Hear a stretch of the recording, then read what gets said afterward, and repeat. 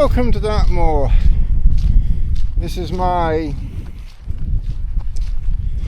last camp of 2024.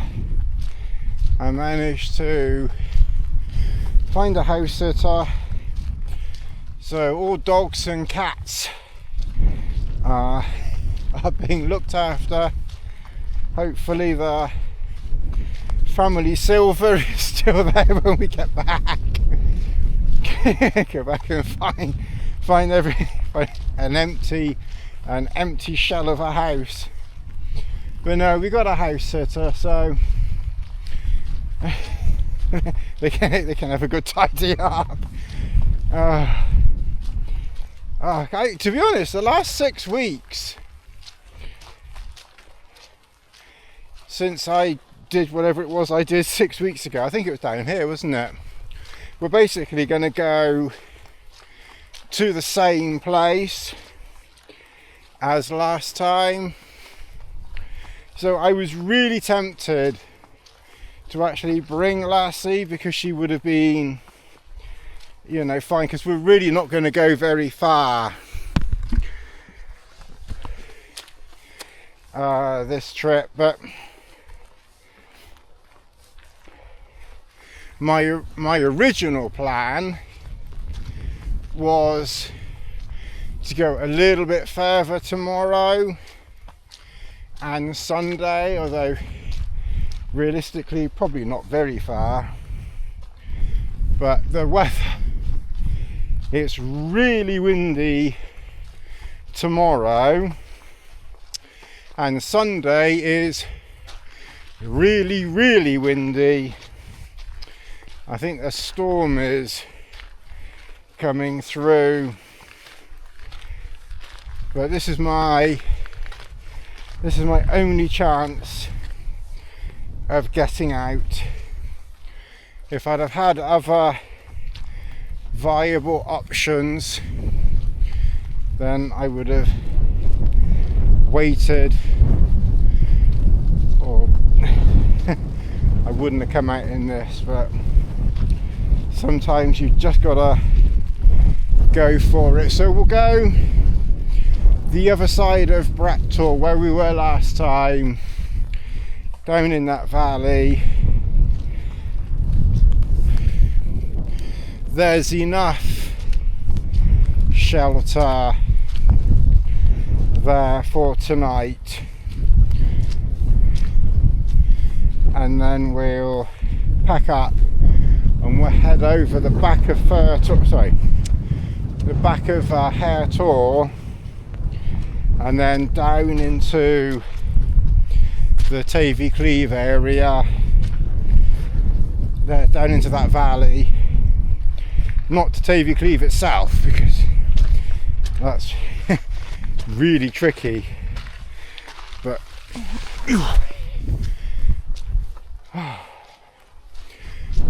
that you know, that valley further up, I think there's spots there somewhere. We'll take a look tomorrow,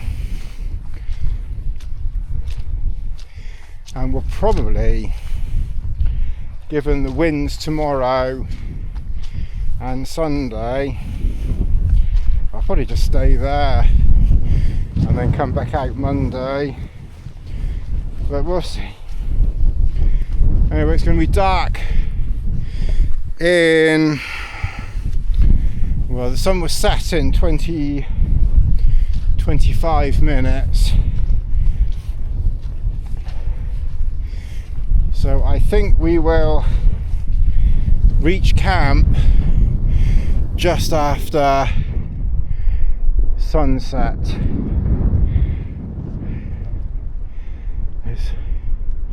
It's strange because the drive in, it wasn't really that breezy, but it is definitely quite breezy here. I don't know whether Dartmoor itself gives some protection further west, But it really seemed, I didn't see, there was no trees moving, nothing. And here, there's a breeze for sure. So, God knows what it's going to be like. Anyway, we're an influencing YouTuber. We won't be very far from the car. So, you know, if necessary, we can get back to the car easily enough. I say it'll be particularly enjoyable at night, but I think we'll be fine. Anyway, I'm going to keep walking. Well, good morning everybody. It's nearly 12 o'clock and we haven't done very much. We haven't moved. We're not going to move. We were going to move. I'll tell you what the plan was. The plan was that we would, well, the original plan, if the weather had been half decent, is that we would have got into camp here and then we would have packed up by now, give or take a bit, and sort of walked over past Haretor down into the valley and maybe headed up to Fairtor for a camp on Fairtor this evening. And then we probably would have done a loop around tomorrow to camp Sunday night somewhere. I hadn't really quite got that far as to what I was going to do. Probably maybe would have just come back around to this area here, because I do need to be getting back not too late on Monday, because like I said, I got a house sitter now. Not I haven't got my mum and dad. Oh, they're there. It's just anyway. Her mum's still looking after her cats, but it's a bit too much me taking along my lot. So anyway, the forecast turns out that we've got 45 mile an hour winds now, but when you're a sensible camper, you find somewhere sheltered to pitch. So the winds now are 45, but we're in sheltered. We will try and go for a little walk later up to Sharptor. It's supposed to stop raining at about 2 or 3 o'clock. If it had been not really windy and miserable, I probably would have, you know, moved just for the sake of, you know, moving. But there's a big storm coming through tonight and tomorrow. More winds. It's 55 mile an hour winds up the top, but I can barely feel 45 here. So I think while we got a good sheltered spot, I think better to stick, you know, with where we are. We've got the little star, it's doing fine. All my seam sealing has worked okay. I did it at home. I actually ought to try remember to show you kind of how I did it, but basically I did one seam at a time. So if you've got a spot in your house, if you can't do it out, if you've got a spot in your house where you've got two fixed objects, two carabiners, and you've got at least one guy line, maybe you could use a door frame, or you could tie line around something. But really it was quite simple. Basically I put one carabiner on the loop at the top of the apex on the outside, and I clipped that to something. It happened to be a shelf in the camping room, and then I put the loop of one of the guy lines onto another part of a shelf in a different part of camping room, pulled it tight, and then I did my seam sealing along that one seam. Oh, there's a little breeze. Along that one seam, and then I let it dry, and then the next day I did the next seam, and then the next day I did the next seam.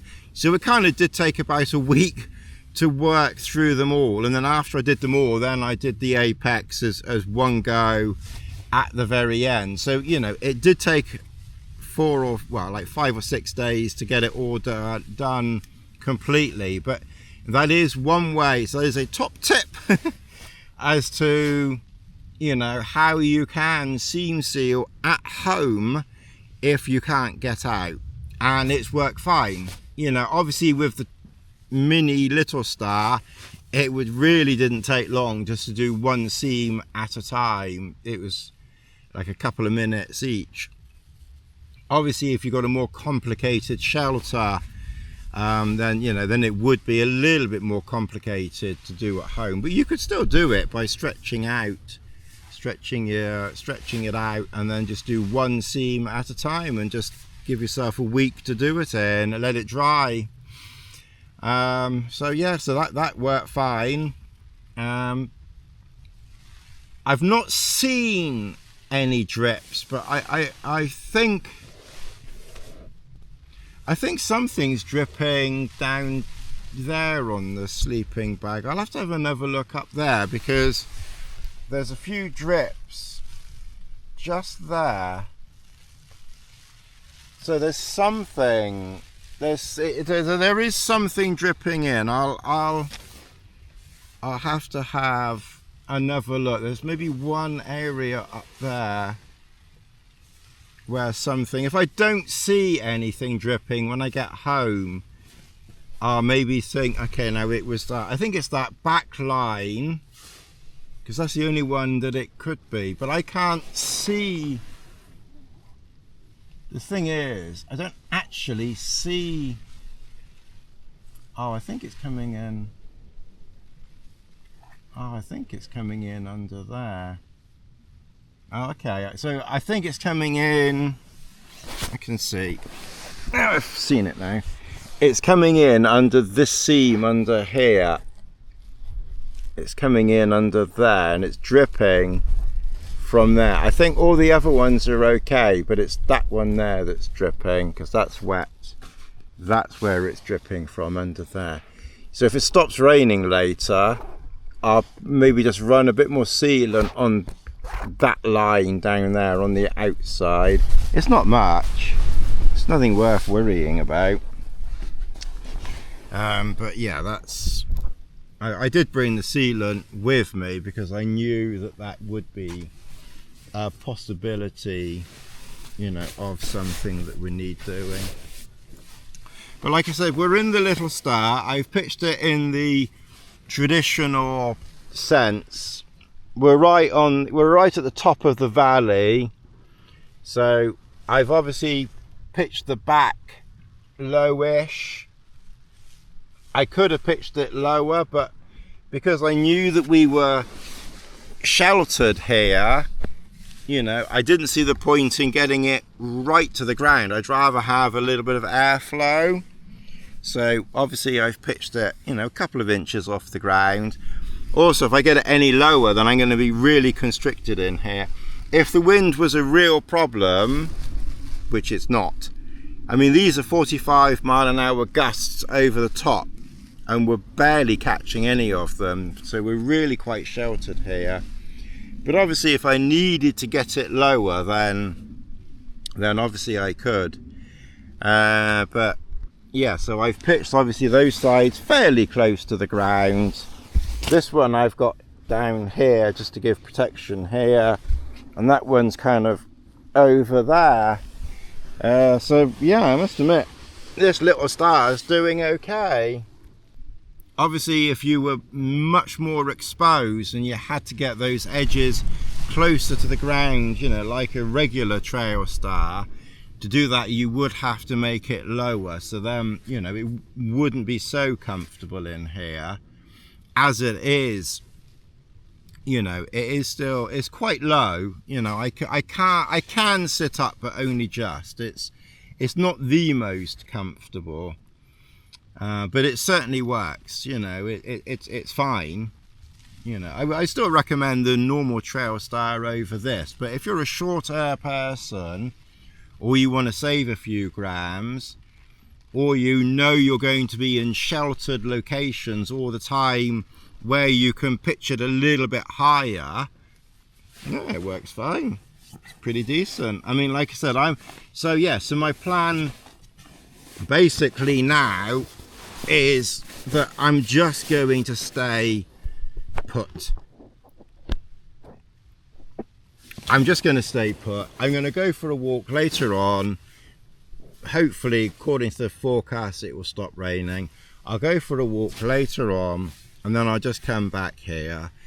And tomorrow, well, it's 55 mile an hour winds up the top. It's going to rain and snow all day. I don't have to be out walking in rain and snow.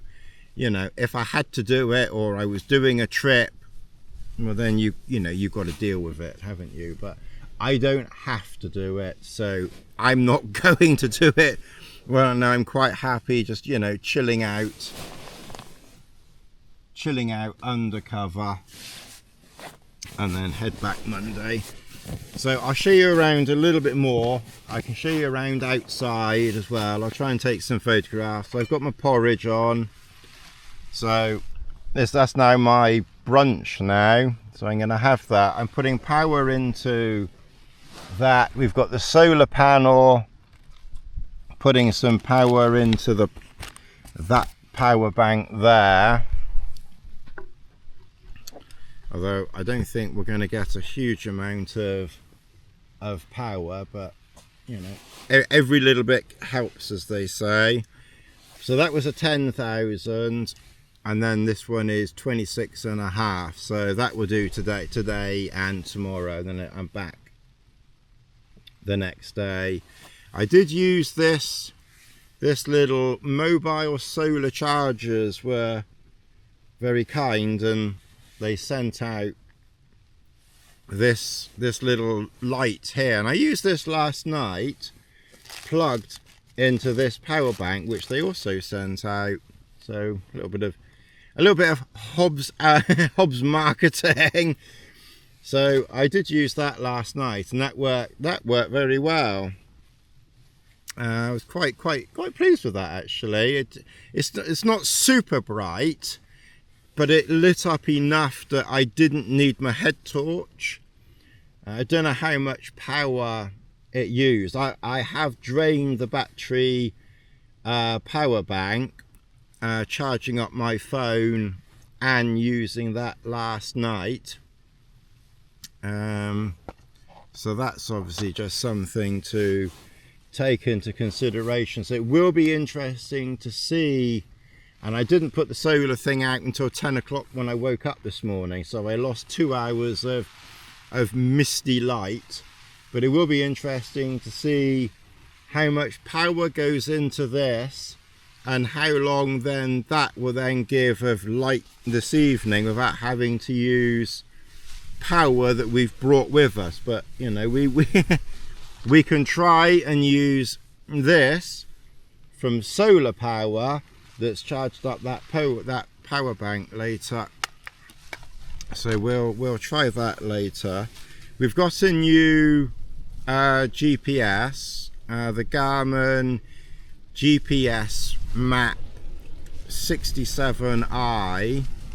So we'll maybe have a look at that and talk about that. That's probably something to talk about as well. And so talk about a GPS unit in camp. But yeah, we'll have a chat about that. Something that we can talk about. I had to get up at 2 o'clock in the morning to go and have a crap, so I had to do that. Anyway, after all that waffle, I'm going to. It's cooling off. It hands are cool. I'll check the temperature in a minute. I've got the thing. The one thing I might do. The other thing I'll try and do when I'm moving around is just move the ground sheet back a little bit, because I think I can move it a little bit nearer the back and get it a little bit further from the door. Because when I woke up, this plastic stuff here, which is about 8 inches inside the door, is damp, and a little bit of damp is getting there, but not much. It's not enough that I'm thinking I need to move it now, but it's enough that's making me think later on I'll get round to doing it, you know, given that I'm not moving or anything. But hopefully that rain will ease off. But yeah, I got really lucky with this spot last night, because like I said, I was just coming along here and I didn't want to use a spot just a bit further down, because that's a little bit more exposed down there. So I thought, let's just come a little bit further up. And then there's a really nice spot here. It's really stony, that's the only thing. It was really difficult finding somewhere to get the pegs in. Really difficult. That's another reason why maybe the sides are a little bit higher, but I mean, I tend to do higher sides anyway. But yeah, finding somewhere to get the pegs in was not easy. Right, the last few months when I've been camping, I've used the Trail Design Sidewinder cone for the Avenue 570 pot. So basically exactly the same as this. And it's been very, very good, very lightweight, no lid. It's just an absolute minimal thing. The handles on it were quite small, so it was quite difficult to pick and hold it when it was, you know, when it was hot. But it was very, very lightweight, so I was kind of happy to put up with those things. This is the Avenue 600, so it's like 30 so it's like 30 milliliters more, but it seems substantially bigger. It has exactly the same Sidewinder cone, obviously shaped for this pan, not the 570. And I think that the Avenue 600 and the Trail Design 600 Sidewinder cone to go with it, I think for backpacking, hiking, camping, if you're using methylated spirits, bioethanol type fuel, I think this is the best there is. If anyone has something better, then let me know. But this is the best, unquestionably. There's one part to the Sidewinder cone. There's no two other parts or anything like that. It literally is one. I have got a video on this somewhere where I did a video on it, putting it all together. But basically you've got one cone, one pot, one lid, and one teeny weeny little burner. So what we're going to do is we're going to see how long it takes for about 300 milliliters of water. It's about 300. It's probably maybe a little bit under, actually. It's difficult to say because it's not. I don't want to do 400 because I don't need 400. It's around about 350 milliliters of water. I'll have a look at the temperature in a minute, but we'll get it going. So that's burning, that's on, and the stopwatch is off. We'll put the lid on. This setup is still only probably a few grams heavier than the 570. Obviously the 570, I don't use a lid. I have a bit of aluminium foil, which probably saves 20 grams. everything else is going to be very, very similar. But all in all, the 570 Avenue pot, it's got the smaller handles, that saves a few grams. Obviously the pot is marginally smaller, no lid, and then obviously the cone will be marginally smaller, so you're maybe saving 50 grams. It's not very much that you're saving, but I do think that this, with the bigger handles, I think this is the best option, you know, overall option. Keep your lighter in a pocket. This time of the year,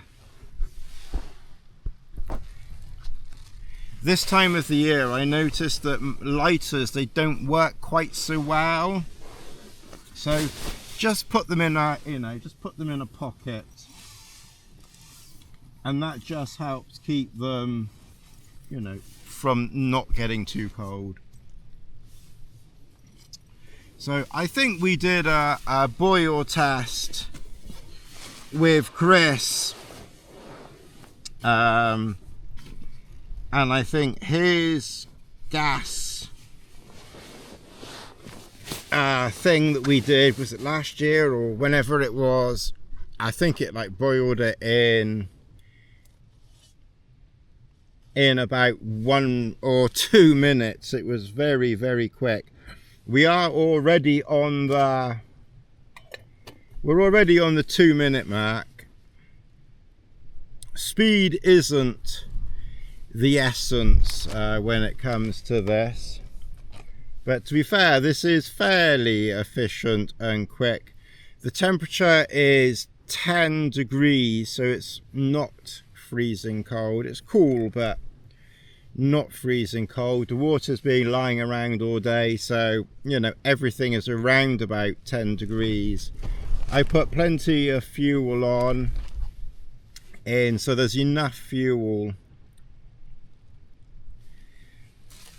to get it going. We're coming up to 3 minutes, but basically the plan is we're going to make a cup of tea, we're going to have a tea.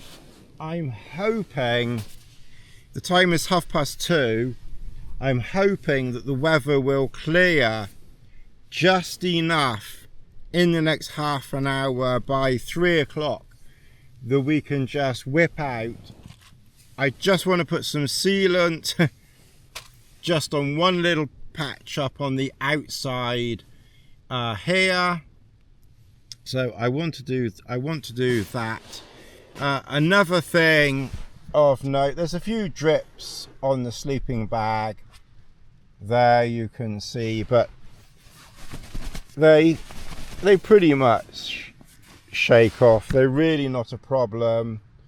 This is an MX outer. It's not waterproof, it's not water resistant, it's just a regular lightweight material. I really do like the MX outers on the PhD sleeping bags. Check out my design your own sleeping bag video, where I go through designing a sleeping bag and I discuss different outer materials in that. So how are we doing on time? We're coming up to 5.5 minutes. We haven't got a boil yet. It's funny really. I was thinking it was going to be a little bit quicker than this, but it's fine. Like I said, we're not in a rush anyway. We're just going to make a tea. By the time we've made the tea, drunk the tea, it'll be coming up to 3 o'clock, and I'm hoping that we're just going to have an hour of dry light that we can, you know, head outside in, because I haven't ventured outside at all. I've just stayed undercover. I'm fine undercover. It really doesn't bother me. I'm quite happy lying, you know, in bed, chilling out, relaxing, watching a film, or, you know, chatting for a few minutes like this, making tea, eating, drinking.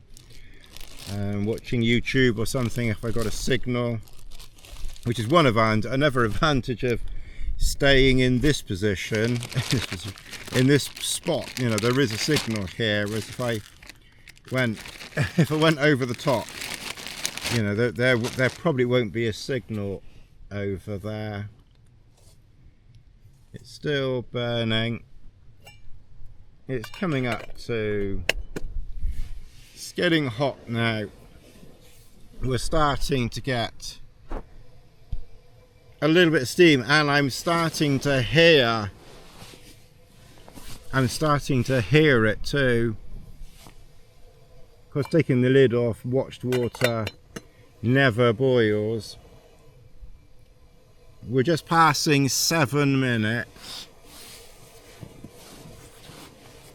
As I said, it's not exactly scientific because I don't know exactly how much water I put in, and I don't know exactly how much fuel I put in. I put enough fuel in. I never weigh my fuel, you know, I never measure my fuel out. I just chuck it in. I just know that I put enough fuel that it wouldn't go out. Because normally I put a small drop of fuel in, enough to make it hot without necessarily boiling it, because I don't necessarily need it. I don't normally need it boiling. We got a good steam. That's boiling now. So, and maybe it was boiling a minute ago as well. Well, you know, I don't literally mean a minute ago. You know, a few seconds ago.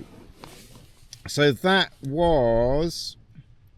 Oh, and I just zeroed it. Oh, that's stupid.